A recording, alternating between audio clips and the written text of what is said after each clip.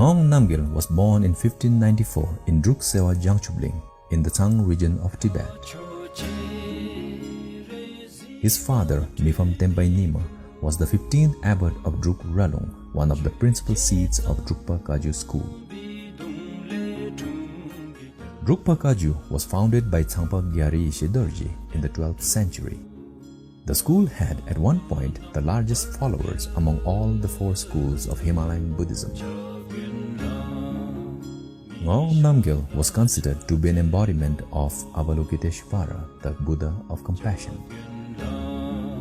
Many auspicious signs and visions welcomed his birth.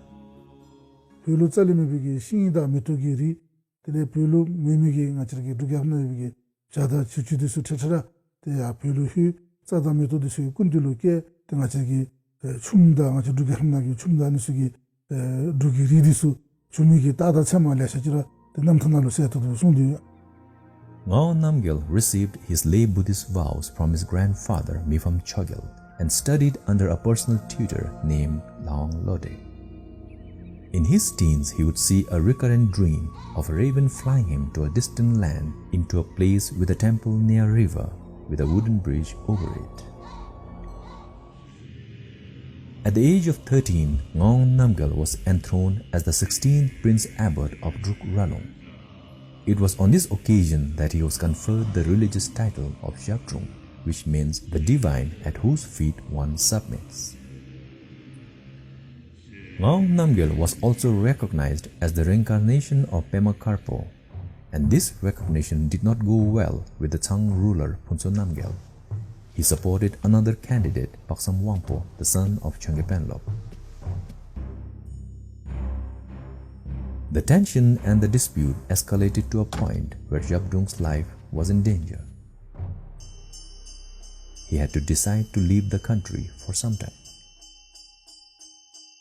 However, many Buddhist scholars believe that the personal tension between the Tsang Desi and the Zhabdrung were only secondary reasons. Zhabdrung's destiny was in Lomon Kaji, as Bhutan was known then, and when fate knocks, anything good or bad could happen, leading to one's destiny. In 1616, coinciding with the year of the fire dragon as per the lunar calendar, Zhabdrung Ngawang Namgyel entered Bhutan through Laya. He brought with him a precious relic, the Rangjung Kharsapane.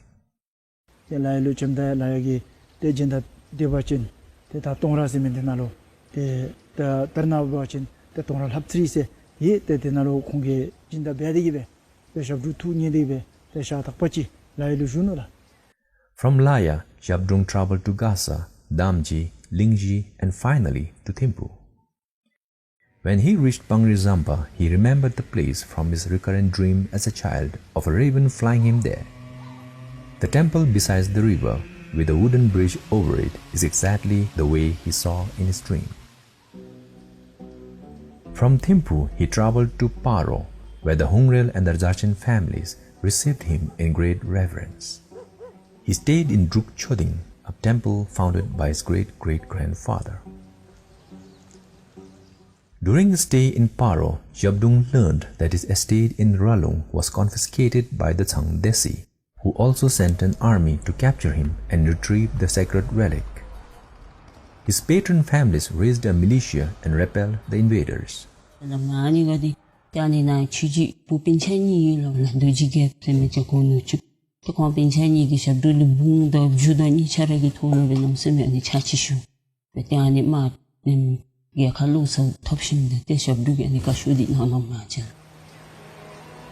Although the invaders were defeated, Zhabdrung Ngawang Namgyel was shocked by the deaths on both sides. He felt totally responsible that he even contemplated renouncing everything and leading a hermetic life like Jisen Milarepa. Then in Drelazong, he had a vision of Mahakala, the supreme garden deity. He also had a dream of 4 Dakinis who told him that he had a sacred duty to consolidate the Dharma in the southern land. In 1618, Zhabdrung Ngawang Namgyel entered into a solitary retreat at Tango, a place offered to him by his relative Theong Tenzin, the great-grandson of Drukpa Khinle. At the end of the short retreat at Tango, he made his famous proclamation known as Nga Chuduma, the 16 Eyes, which became his official seal. Nga Chudu se meje, Rimpoche, Nga Gelu je Nga Taxi Sunsum member, Koragi Shenlu, Delete, Ichigi Tole, Karapa. Devi Nubachi Yoga, Junga Siviki, Tesume Magoba, Tiribari, Pendendu Petenji, Ngayin, Lunya College, Ngayin, Rinilo Kepaya, Ngayin, Tebe Tutuke Dapoya, Ngayin, Zombe want you to pay Ngayin, Delete, Kaji, Telebeza Besaturo, Delete Kolo, Bemasubda, Tesumda, Topazalera, me, the Chanyangi Dapo, Kajaver Besubji in Isakaragi, Deshigi de Bujundo. In 1620, Zhabdrung Namgyel undertook the construction of a temple at Cheri in Thimphu. While the main purpose of the temple was to house the remains of his father who passed away the year before, Zhabdrung also established the first monastic body there. Temaba Belundu Bichudi Hama Pajudumji Namchino, Iro Shabdu Korgi Kablo, the Gutan Badi Kateli Tsugunina said Tujina, telling Tudam Tabadus Rimpoche to Shui Capsulo, the Cheri Tsubachin.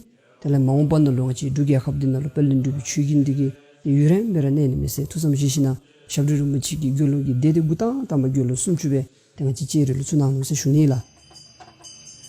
After completing the first temple at Cheri, Zhabdrung Namgyel entered into a 3-year meditation retreat to continue his religious education.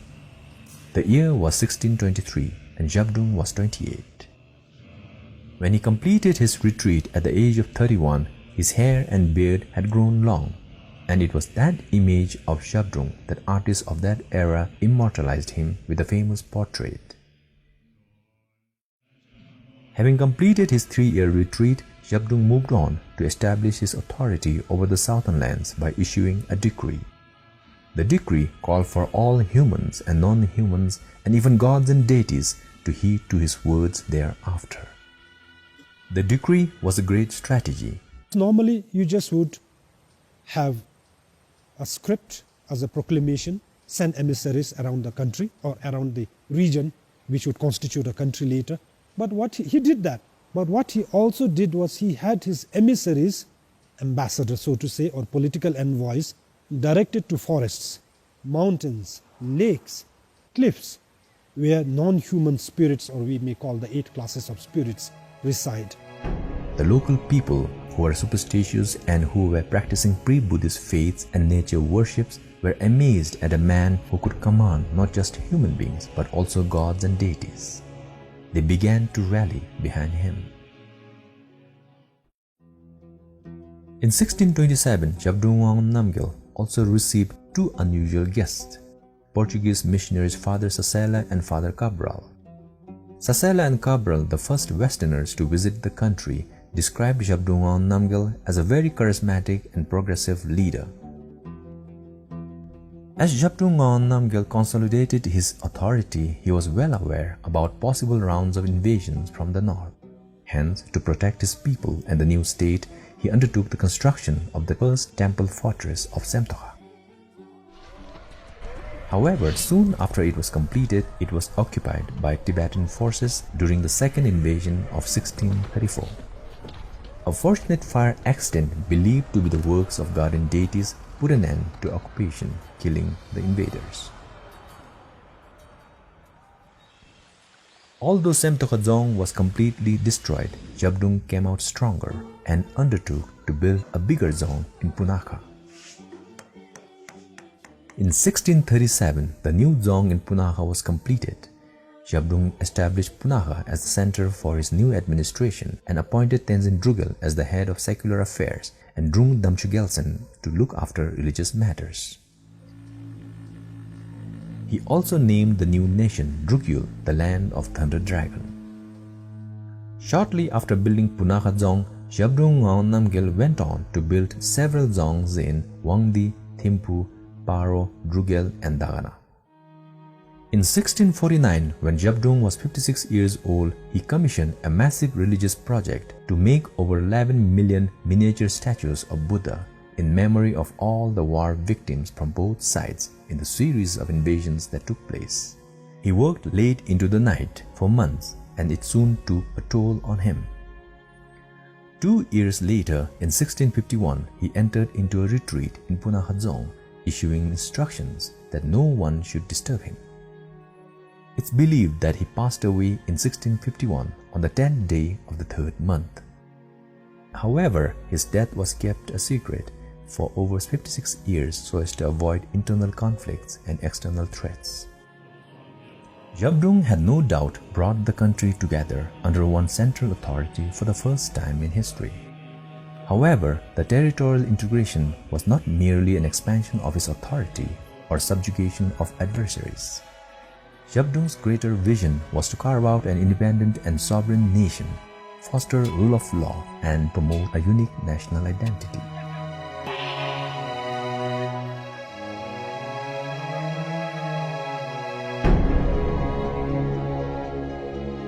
Some men find their own destiny, and there are those who keep seeking all their lives. But a few not only manage to fulfill them, they also write the destiny for others. Zhabdrung Ngawang Namgyel was one such man. He wrote the destiny for Bhutan.